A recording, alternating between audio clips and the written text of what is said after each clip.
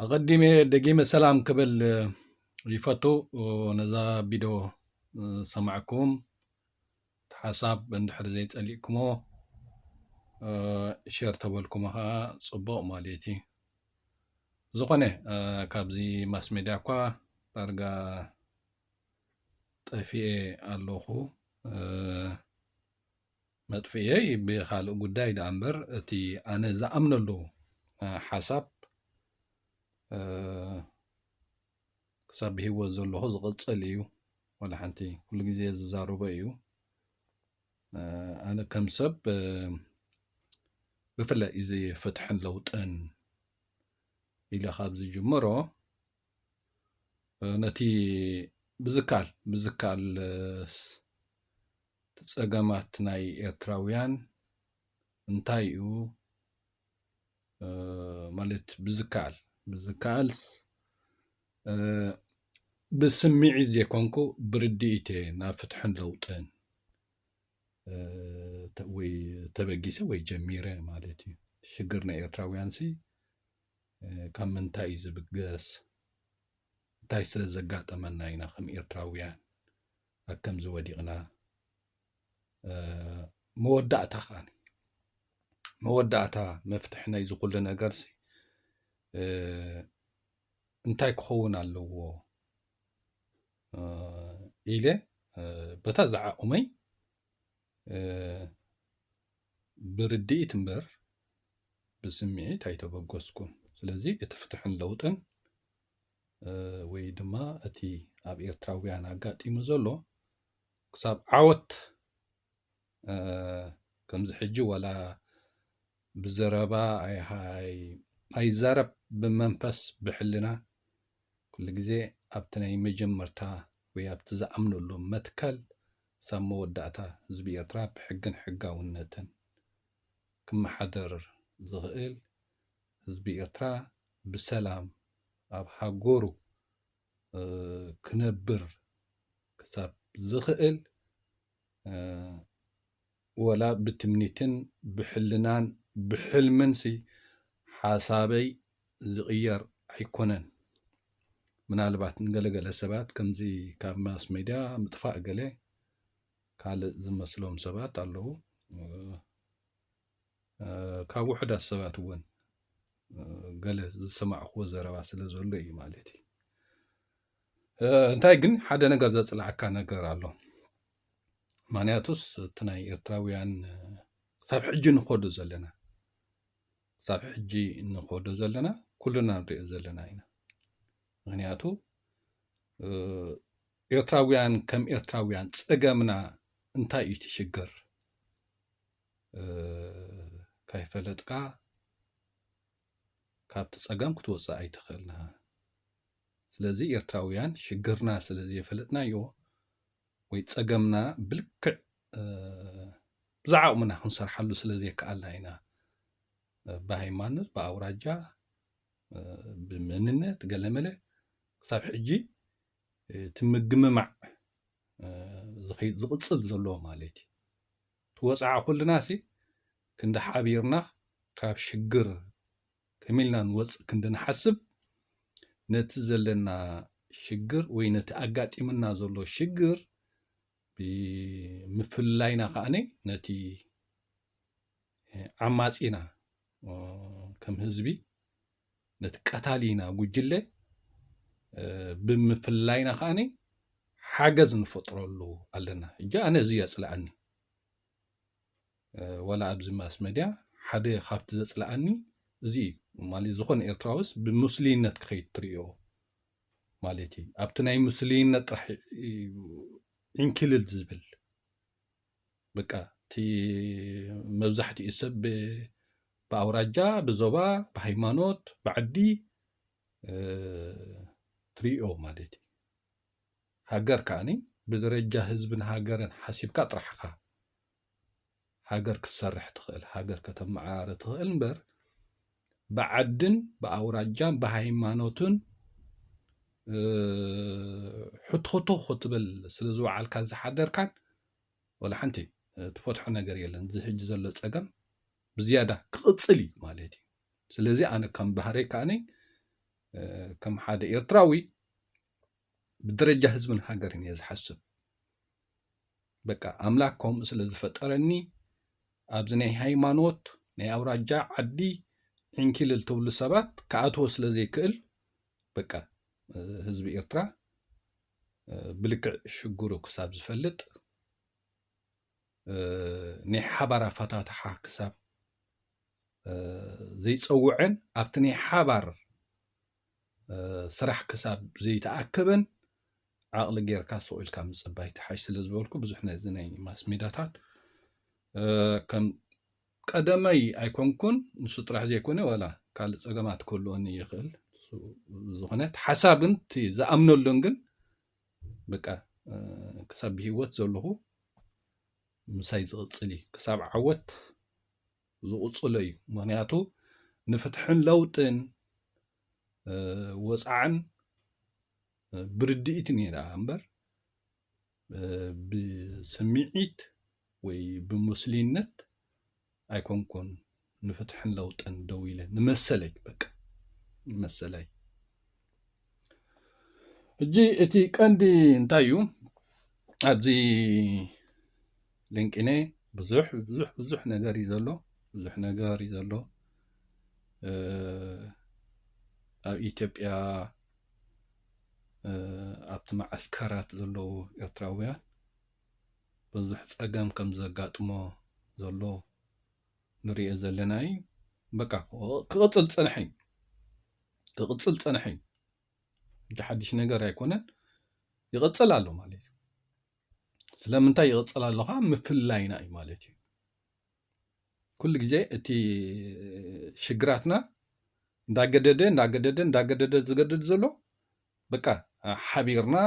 ብሓደ ኮይንና ንመሰልና ዶ ክንብል ስለ ዘይከኣልና ሓቢርና ነቲ ዓማፂና ክንቃለሶ ስለ ዘይከኣልና ስለዚ ኣብ ማዓስከራት ይኹን ኣብ ውሽጢ ሃገር ይኹን ኣብ ሓደ ይኹን እቲ ሽግር ኤርትራውያን ይቕፅል ኣሎ ማለት እዩ ከም ካልኣይ እውን ኣብ ውሽጢ ሃገር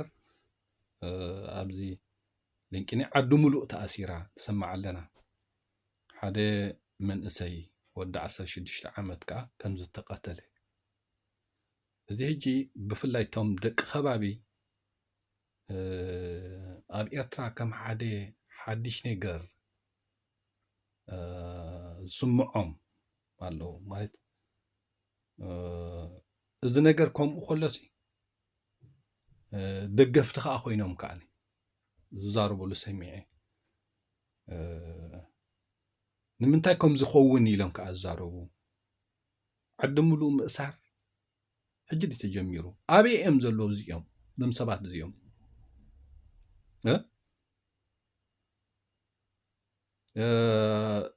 ትሕቲ ዕድመ ምእሳርን ምቕታልን ከ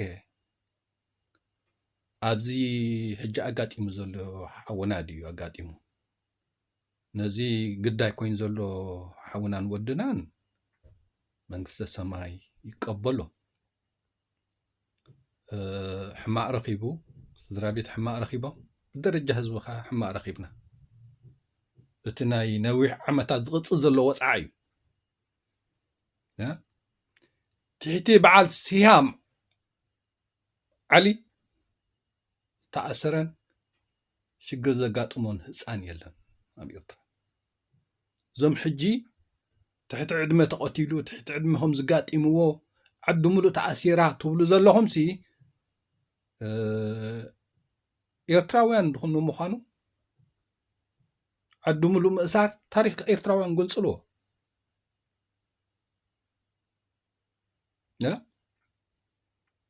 ቅድሚ ክንደይ ዓመታት ሲ ዝተኣሰራ ዓድታት ኣለዋ ማለት እዩ ዝተቐተሉ ህፃናት ክንደይልካ ትቆፅሮም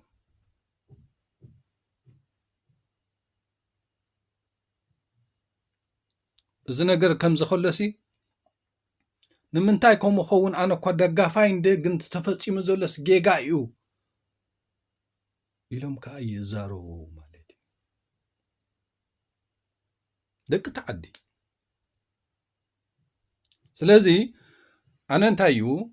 እዚ ኣብ ኤርትራውያን ኣጋጢምና ዘሎ ቀንዲ ጸላኢና ኣተሓሳስባና እዩ። ቀንዲ ዋናታት ሽግር ባዕልና ህዝቢ ኤርትራ ኢና። ነቲ ጉጅለ ህዝቢ ኤርትራ ዘጽንስ ዘሎ ኤርትራ ዝዕኑ ዘሎ ተላኣኽቲ ኮይና ባዕልና ንባዕልና ንቃተል ኣለና ማለት እዩ። እዞም ዓዲ ሙሉእ ኣሲሮም ዘሎ መን እዩ? ባዕልና ኤርትራውያን። እዚ መንእሰይ ቀቲልዎ ዘሎ መን እዩ? ባዕልና ኤርትራውያን። ፈሓም ኣፍሒፍንካ ኤሌክትሪክ እንድሕር ስኢኖ ነዳዲ ላምባ እንድሕር ስኢኖ ምፍሓም እንድሕር ተኸልኪሎም እንታይ እዮም ዳ ክገብሩ እቶም ህዝቢ?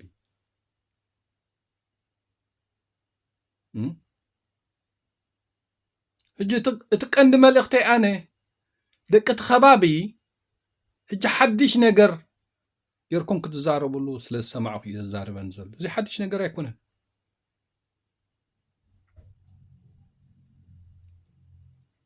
እዚኣ ምናልባት እቶም ደቂ ዓዲ ኢና ኢልኩም ትዛረቡ ዘለኹም በቃ ኣብታ ዓድኹም ስለ ዘጋጥመኩም ብረብሓ ኣብ ሓማሴን እንኮ ሓድሽ ነገር ኣይኮነን። እዚ ዓዲ ሙሉእ ምእሳር ቅድሚ ሕጂ ራይቦ ቅድሚ ሕጂ ዓድታት ዝተኣሰራ ኣለዋ ኣብ ሓማሴን፣ ኣብ እኮሎ ጉዛይ፣ ከባቢ በዓል ድግሳ ወዘተ ኣብ በዓል ሓማሴን እውን ከም ዘሎ ርዱእ ነገር እዩ። ኣብ በዓል ጋሽ ባርካ እውን ከም ዘሎ ርዱእ ነገር እዩ። ክሳብ ሳሕል ከም ዘሎ ርዱእ ነገር እዩ። ዓዲ ምእሳር ማለት እዩ። ክሳብ ዓሰብ እዚ ኣጋጢሙ ዘሎ ንገለ ሰባት ሕጂ ከም ሓደ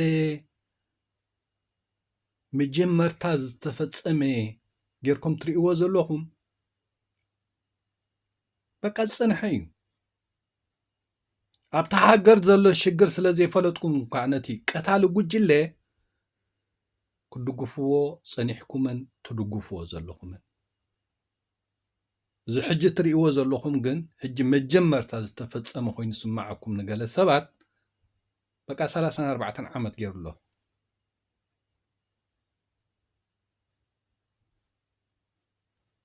ሰብኣውነት ተዘለኩም ብህዝቢ ተሓስቡ ነርኩም እንተትኾኑ ብትሕቲ ዕድመ ተሓስቡ ነርኩም እንተትኾኑ ብህፃናት ተሓስቡ ነርኩም እንተትኾኑ ሕጂ እዚ መንእሰይ ምስ ተቐተለ ይኮንኩም ክትዛረቡ ዝግባኣኩም። ሲያም ህፃን ቆልዓ ትሕቲ ዕድመ ምስ ተኣሰረት እንታይ ዝገበረት ቆልዓ ክትብ ነርኩም? ኣባኣ ጉድለት ኣለዎ፣ ኣባኣ ኣበሳ ኣለዎ፣ ኣባኣ ይሕተቶ። ህፃን ቆልዓ እንታይ ጌራ ትእሰር ኢልኩም ክትሓቱ ስለዘይከኣልኩም ግን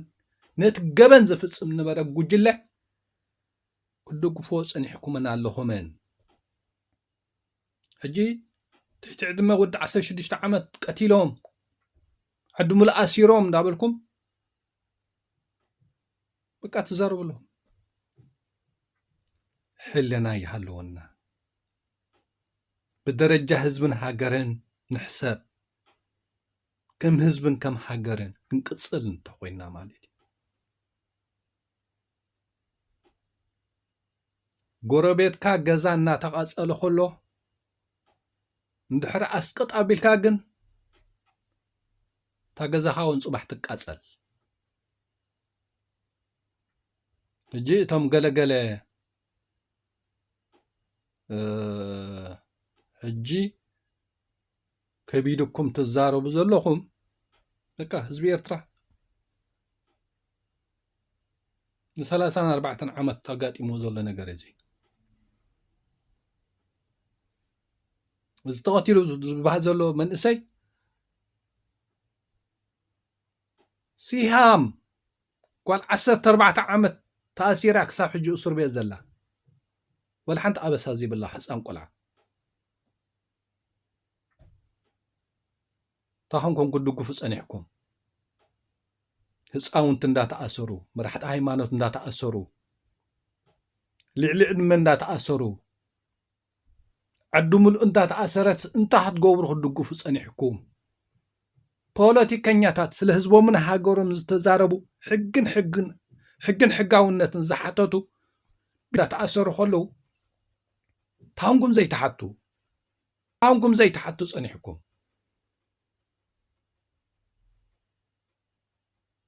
ስለዚ ከም ህዝብን ሃገርን ክንቅፅል ንሕር ኮይና ብደረጃ ህዝብን ሃገርን ንሕሰብ ካብ ፀቢብነት ውፁ መንግስትናና ይቱም ነበርኩም ሰባትኩም ሕጂ ነበርኩም ዘለኹም መንግስትናትና ይቱብሉ ዝፀናሕኩምሁም ሕጂ ትእውዩ ዘለኹም ጀነራላት ንሕና ንበዝሕ ክትብሉ ዝፀናሕዎም ሕጂ ትእውዩ ዘለኹም ክርዳእኩም ዘለዎ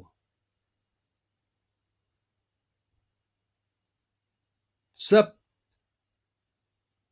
ብህዝብን ሃገርን እናእወ ንስኹም ጀነራላት ፈቂድኩም ወይ ጀነራላት ክትፈቅዱ ትውዕሉ ፀኒሕኩም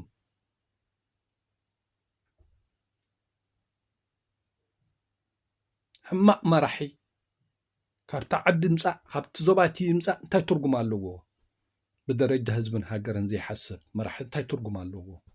በዚሑ ውሒዱስ እንታይ ትርጉም ኣለዎ ብደረጃ ህዝብን ሃገርን ዝሓስብ ጀነራል ንሕሪ ኮይኑ ግን ሃይማኖት ኣየገድሰካ ዓዲ ኣየገድሰካ ጥራይ ኤርትራ ይኹን ስለዚ እዞም ዓዲ ሙሉእ ኣሲሮምና ትሕቲ ዕድመ መንእሰይ ቀቲሎም ትብልዎም ዘለኹም ጀነራላትኩም እዮም በቲ ዝርዳእኩም ቋንቋ ክንዛረብ ማለት እዩ ሰራዊት ናህና እዩ ጀነራላት ንሕና ኢና ላዕለዎት መራሕቲ ባዕልና ኢና ክትብል ፅንሕት መልሓስ እያ ሕጂ ዓዲ ሙሉእ ተኣሲርና እንዳበለት ትእውእ ዘላ ክርዳእኩም እምበር ንሕና ከምኡ ይሓስብን ኣነ ከምኡ ይሓስብን ናይ ዞባ ኣይገድሰኒ ናይ ሃይማኖት ኣይገድሰኒ ናይ ኣውራጃ ኣይገድሰኒ ኣነ ውሽጠይ ዝኣምነሉ ዝዛረብን ዝሰርሕን ብሓንቲ ኤርትራን ብሓደ ህዝቢ ኤርትራን እየ ዝሓስብ ኣነ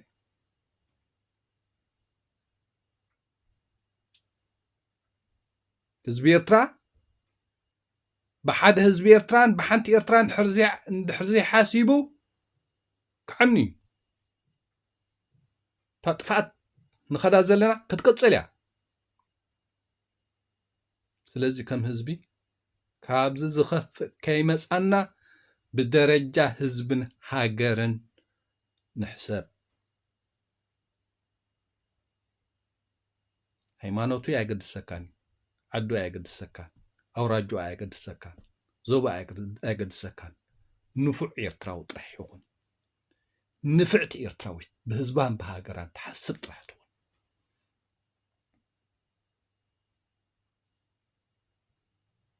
ሕጂ እቶም ገለ ክሳብ ሕጂ ዘይተረዳእኩም ዝፀናሕኩም ሰባት ሕጂ ዓዱ ሙሉእ ተኣሲራ እንዳበልኩም ብፍላይ እቶም ደቂ ከባቢ ተንፀርፅሩ ዘለኹም በቃ ክርዳእኩም ክኽእል ኣለዎ እቶም ብደረጃ ህዝብን ሃገርን ንሓስብ ኤርትራውያን ብጋሽ ባርካ ዘጋጠመ የጋጥም ብኸበሳ ብሰንዓፍ ዘጋጠመ የጋጥም ብደንከል ብዓሰብ ዘጋጠመ የጋጥም ብደረጃ ህዝብን ሃገርን ክንእውፅ ፀናሕና ግን ክሳብ ዓወት ክንቅፅላ ኢና ማለት እዩ ክንቅፅላ ኢና ምክንያቱ ብህዝብን ብሃገርን ድሕር ሰሪሕካ ክትዕወት ምን ንመን ኮንካ ሕሊፍካ ክትወሃብ ምን ንመን ኮንካ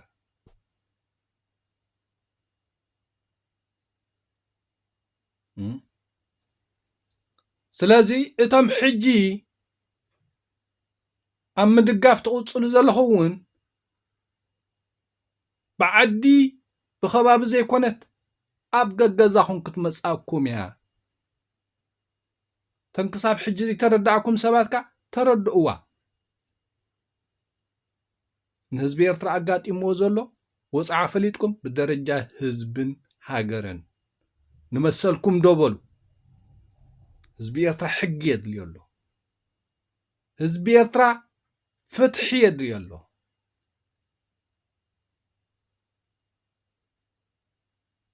ንመሰልካ ምቅላስ ንመሰልካ ደው ምባል ሓቢርካ እዘን ብሰላም ንነብረለን ዘለና ሃገራት ህዝብታት ንመሰሎም ሓቢሮም ዘረጋገፅዎ ዓወት እዩ ንነፍሶም ኮይኖም ንዓና ኮይኖም ብሰላም ንነብር ኣለና ስለዚ ንሕና ከም ኤርትራውያን ካብ ሃገርና ብሰላም ክንነብር ንሕር ኮይና ብደረጃ ህዝብን ሃገርን ንመሰልና ደው ንበል ሓቢርና ንወፅዓና ንቃለስ بعدي بهيمانة بأوراجان تلك كتعنوها دكا قصلي ملو بملو كتعنوها فلتازل لك مالتي الذي أنا كمان سخوني إرترا وسع على الني زبل نابزي حساب زي أكساب زي مسأ بكا بزعم هاتك ألس حد غيمو كهاس أو الكاتب أنا خمانة إرتراويان نابزا حساب زي أكساب تمزو زعاقومي كزاربي زعاقومي كسريحي ندحر دخي منها السوق قبليه بقى كال من قدي يلن مالتي كال من قدي كل من قدي طفقاتي كل هذا بفتح زل خارعيه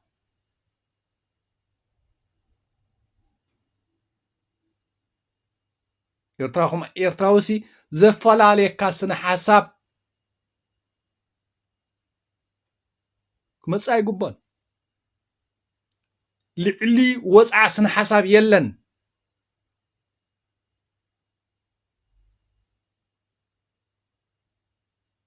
سن حسابنا ببينيو حدا ببينيو حدا ببينيو إرتراهونكا لعلي إزي أقاتي من كازولو وسعة كالسن حسابي يدليكاني تاي سن حسابي فلالين